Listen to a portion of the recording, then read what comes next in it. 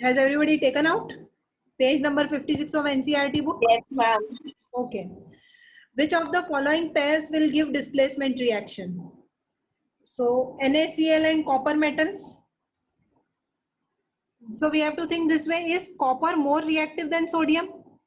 No, so it will not give displacement reaction. Similarly, aluminium metal with MgCl2. Is aluminium more reactive than magnesium? No, so it can also not displace magnesium. Now silver, can it displace iron? No, iron is also, silver is also less reactive than iron. Then copper with silver. Yes. Copper is more reactive than silver. So this is the correct answer. Okay. Then next, actually corrosion part is also deleted this year, prevention of corrosion and this. So uh, only this second MCQ we are doing. We won't be doing this corrosion and how to avoid corrosion this in detail, because this part is omitted. Only second MCQ we can do for just for knowledge also. Which of the following methods is suitable for preventing an iron frying pan from rusting? Applying grease, applying paint, applying a coating of zinc, or all of above. So here All of the above. all of the above is correct. Like in grease or paint, it's not used for utensils which are used for eating. Okay, ma'am. So as this is iron frying pan, so it will be like it will mix with our food material. So only applying a coating of zinc is correct answer. Then question number N. Okay. An element reacts with oxygen to give a compound with a high melting point. This compound is also soluble in water. The element is likely to be. Okay. So element reacts with oxygen to give a compound which has high melting point. So calcium, it reacts with oxygen and it gives calcium oxide. Okay. Calcium oxide has high melting point, and calcium oxide when reacts with water, it forms calcium hydroxide, which is soluble in water. Okay. So here calcium will be the correct answer. Okay. Then next, food cans are coated with tin and not with zinc because zinc is more reactive than tin. Okay.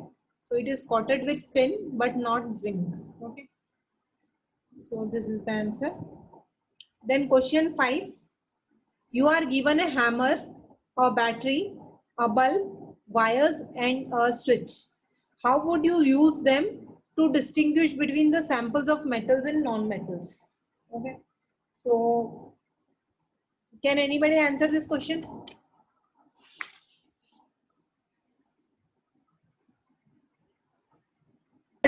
Ma'am, metals would conduct electricity and non-metals would not. Okay, yes, it is correct. And तो hammer क्यों दिया है? Because it is made has up of iron. iron. No, it is not used for conducting. Just actually, It is made up of iron. The sample. if a what you are saying, Hardik? Ma'am, to break the sample. Yes, if a sample breaks, that means it is brittle. Okay, that means it is brittle and it is a non-metal. Okay. On the other hand, if sample flattens into a sheet, it is malleable and it is a metal.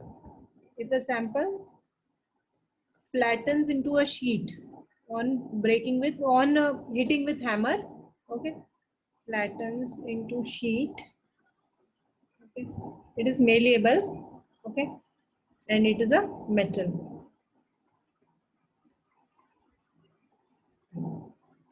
Then battery, bulb, wires and switch, when they are connected and a circuit is made, if the bulb glows, then the sample is a good conductor of electricity, hence it is a metal. Okay. So set up battery, bulb, wire and switch in a closed circuit, and if the bulb glows, then it is a good conductor of electricity, and if bulb does not glow, then sample is bad conductor of electricity and it is a non-metal. Okay. Assess the usefulness of this test in distinguishing between metals and non-metals. So this is only like what is the useful. This way we can distinguish between metals and non-metals. Okay, that means metals are good conductor of electricity, and because of that they are used for making wires of copper and aluminum, or they are used for making wires. Okay. Then question number 6.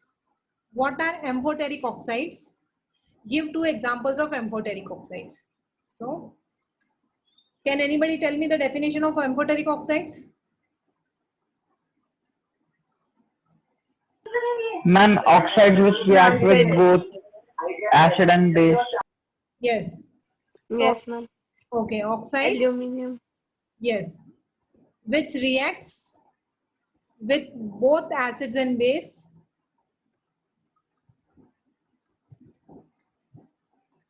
to form salt and water are called amphoteric oxides.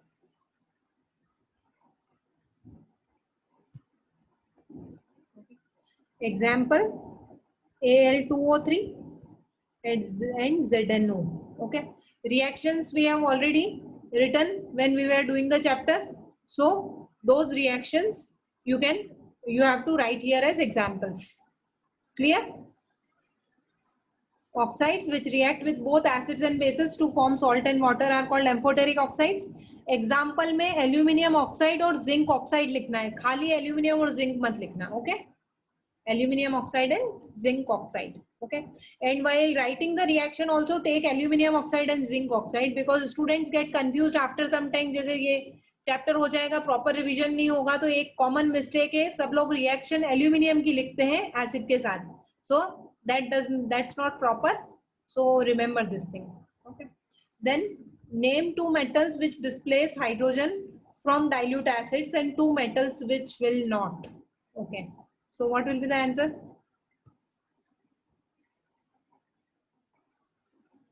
Ma'am, magnesium and manganese. Magnesium, aluminum, okay, zinc, iron. This will displace hydrogen from dilute acids. Okay, and 2 metals which will not displace will be copper, then silver, gold. This will be the metals which will not displace, and the others will displace. Okay, so magnesium, aluminum, zinc and iron will displace hydrogen from dilute acids, and copper, silver, gold will not displace hydrogen. Okay, clear till here? Any doubt? Okay, then No, ma'am. the remaining questions. In an electrolytic refining of metal, what would, okay, this is omitted actually. ये refining और metallurgy का portion omit हो गया है, तो this question we can skip. Next is question number 9. Pratyush took sulfur powder on a spatula and heated it. He collected the gas evolved by inverting a test tube over it. What will be the action of gas on dry litmus paper and moist litmus paper? Okay, so first of all, he took sulfur and heated it. So sulfur combined with oxygen gives sulfur dioxide. Okay, sulfur dioxide is acidic in nature. Non-metallic oxides are acidic. Okay, so what will be its action on dry litmus paper? Dry litmus paper, it will have no reaction. Okay, with wet litmus, moist litmus paper, so with moist litmus paper there will be the reaction because it is a acidic in nature, so it will turn blue litmus red. In case of moist litmus paper, it will turn blue litmus red. Okay, then balanced equation we have to write for it. So SO2 plus H2O gives H2SO3, that is sulfurous acid. Sulfurous acid.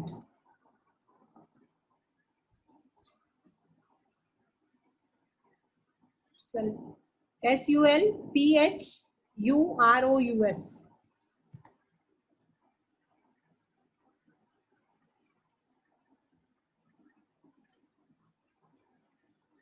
Okay. Is it clear? Then two ways of preventing rusting of iron. Anyway, that rust part I told it's omitted, but you can write like painting, greasing, alloying with nickel and chromium, galvanizing. These are the ways to prevent rusting of iron. Okay.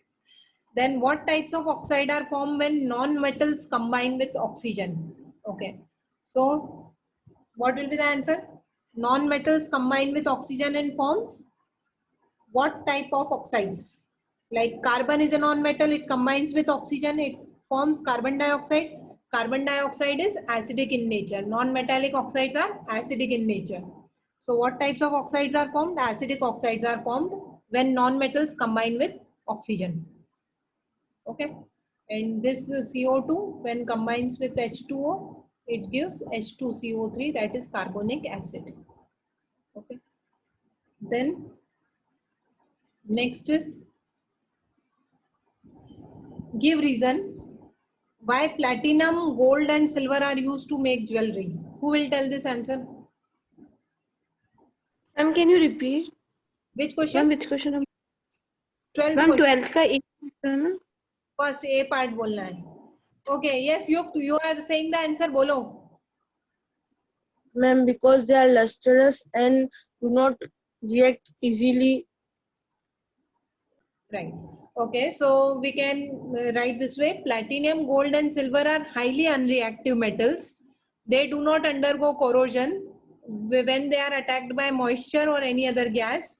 They are highly malleable and ductile because of this property, that is resistance to corrosion, high malleability, high ductility. This are platinum, gold and silver are used to make jewelry.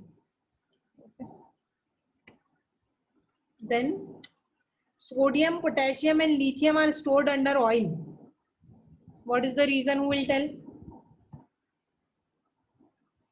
Yes, Kavin, bolo. Ma'am, because they are highly reactive.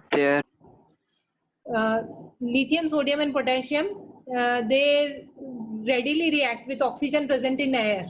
Okay. So because and they catch fire. So to protect these metals from attack of moisture and oxygen and accidental fire, lithium, sodium and potassium are stored under oil or kerosene. Okay.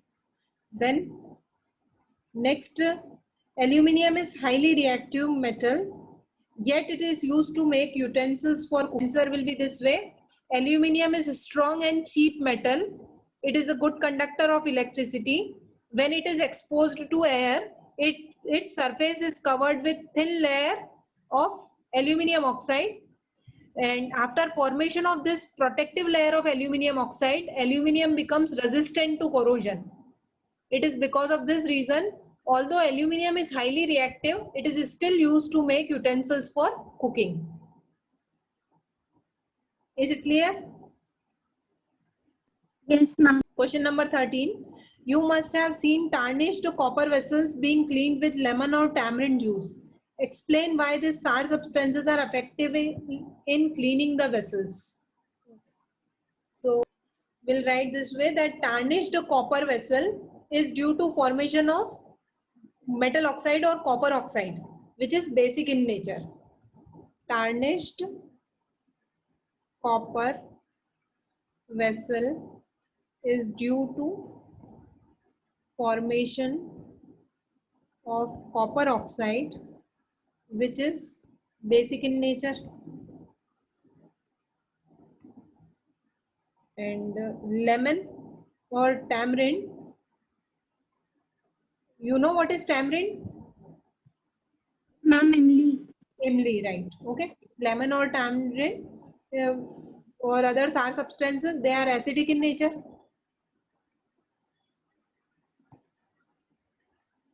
Okay. And so when we rub lemon,